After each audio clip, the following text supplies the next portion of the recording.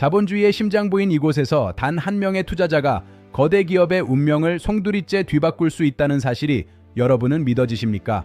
오늘 우리는 세계 100대 경제적 사건 중 가장 논쟁적인 중심 인물인 칼 아이칸의 60년 궤적을 심층적으로 추적해보는 시간을 갖겠습니다. 기업 사냥꾼이라는 오명과 주주 권익의 수호자라는 찬사를 동시에 받는 이 자본의 거물이 남긴 역사적 기록들을 지금부터 상세히 공개합니다. 자본의 논리가 지배하는 냉혹한 시장에서 과연 개인의 탐욕과 공공의 이익은 어떻게 충돌하고 또 화해하며 발전해 나가는 것일까요? 우리는 오늘 현대 경제사를 바꾼 가장 영향력 있는 100대 사건 중 하나로 그의 행동주의 투자가 정립된 역사적 순간을 지목합니다. 1936년 2월 16일 뉴욕 퀸즈의 파 라커웨이에서 태어난 칼 셀리안 아이칸은 유대인 가정의 외아들로 태어나 논리적인 교육을 받았습니다.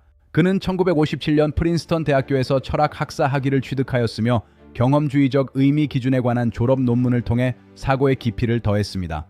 잠시 뉴욕대학교 의과대학에 진학하기도 하였으나 자신의 적성이 아님을 깨닫고 1960년 중퇴하여 육군 예비군에 입대하는 선택을 하였습니다.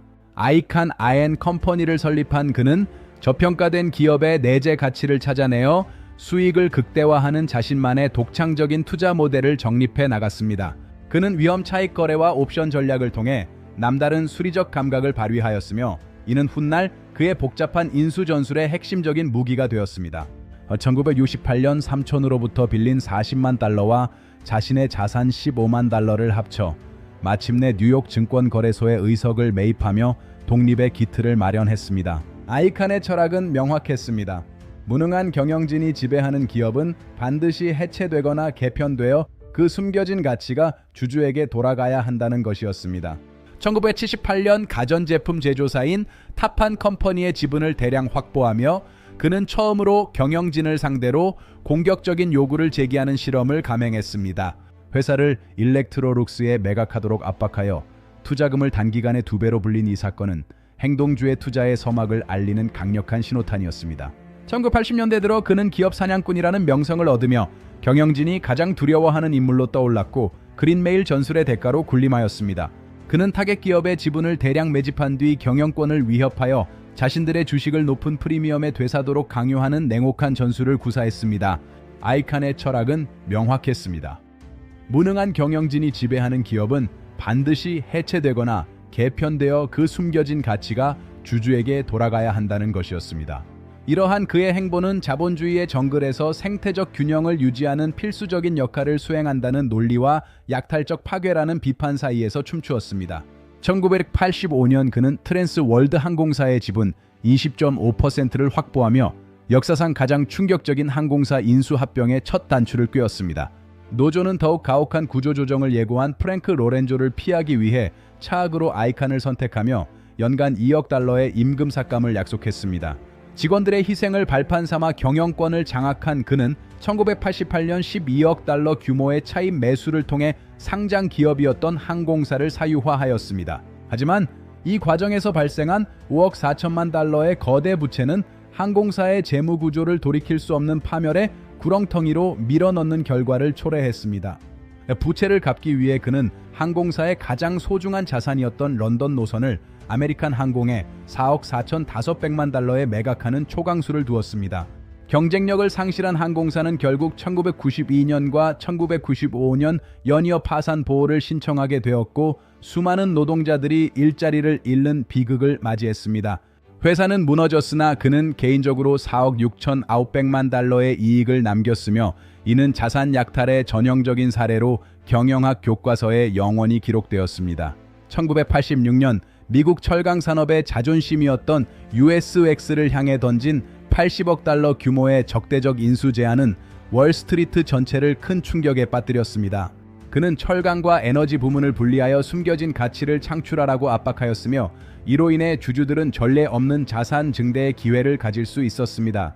1991년 보유 지분 13%를 10억 달러에 정리하며 2억 달러의 순이익을 실현한 그는 산업 전반에 걸친 자신의 영향력을 다시금 확인시켰습니다. 1987년 텍사코가 펜조일과의 소송에서 폐해 파산 보호를 신청했을 때 그는 지분 12.3%를 주당 33달러에 매집하며 개입을 시작했습니다. 그는 이해관계자들 사이에서 정교한 중재를 통해 30억 달러 규모의 합의를 이끌어냈으며 이는 파산 위기의 기업을 구하는 전략적 승리였습니다. 1989년 당시 사상 최대 규모의 블록딜을 통해 지분을 매각하며 7억 달러의 시세 차익을 남긴 그는 자본의 효율적 재배치라는 명분을 강화했습니다. 1995년 나비스코 식품 부문을 담배 사업의 법적 위험으로부터 분리하라는 요구는 주주 가치 극대화를 향한 그의 집요한 의지를 보여주는 사건이었습니다. 비록 완전한 분리에는 실패했으나 1997년 주식을 매각하며 1억 3,400만 달러의 이익을 거두어 자신의 투자가 틀리지 않았음을 증명해냈습니다. 2001년 임클론 시스템즈에 개입하며 암 치료제 에비툭스의 가치를 재발견한 사례는 그가 기술적 통찰력까지 겸비했음을 보여주는 대목입니다. 결국 일라이 릴리의 회사를 65억 달러에 매각하도록 유도하며 막대한 가치를 창출한 그는 생명공학 분야에서도 자신의 전술이 통함을 입증했습니다. 하지만 2004년 블록버스터 인수는 그에게 뼈아픈 실패를 안겨주었으며 기술적 패러다임의 변화를 읽지 못한 결과는 참혹한 손실로 이어졌습니다. 넷플릭스의 부상을 저평가했던 그는 결국 2010년 1억 8천만 달러의 손실을 입으며 지분을 정리해야만 하는 굴욕적인 순간을 맞이했습니다. 1980년대 웨스턴 유니온과의 전투는 통신산업의 거대 공룡을 상대로 벌인 그의 초기 대규모 기업 구조 개선 요구의 아주 핵심적인 사례 중 하나였습니다. 1990년대 파산 위기에 처한 마블 엔터테인먼트에 개입하여 지적재산권의 잠재적 가치를 일깨운 것은 그의 안목이 대중문화 산업까지 아주 넓게 뻗어 있음을 보여줍니다. 2000년대 후반 모토로라를 상대로 휴대폰 부문의 정력적인 분사를 요구하며 경영진을 압박한 것은 현대 모바일 산업의 지형도를 아주 크게 바꾸어 놓은 중대한 사건이었습니다. 2008년 야후의 이사회를 상대로 벌인 대규모 위임장 대결은 거대 IT 기업조차 그의 행동주의 투자로부터 결코 자유로울 수 없음을 전 세계에 아주 명확히 보여주었습니다. 라이언스게이트를 상대로 진행한 끈질긴 인수 시도는 엔터테인먼트 산업의 경영 효율성을 제고하려는 그의 집요한 의지가 아주 잘 반영된 사례로 평가받고 있습니다. 체사피크 에너지의 방만한 경영을 질타하며 자산 매각과 경영진 교체를 이끌어낸 그의 행보는 에너지 산업의 주주 행동주의를 한 단계 더 높게 격상시켰습니다. 2013년 대래 사유화 시도에 아주 강력히 반대하며 주주들에게 더 높은 매수 가격을 제한하도록 강요한 것은 소수 주주의 권익을 보호하려는 그의 진심 어린 노력이었습니다. 시저스 엔터테인먼트의 구조 개선을 위해 이사회를 장악하고 매각을 주도한 전술은 서비스 산업에서도 그의 행동주의가 아주 치밀하게 작동함을 다시금 입증했습니다. 최근 제트블루의 지분을 확보한 지 단 몇 주 만에 이사회 의석 2개를 아주 신속히 확보한 것은 88세의 나이에도 식지 않는 그의 열정과 영향력을 상징합니다.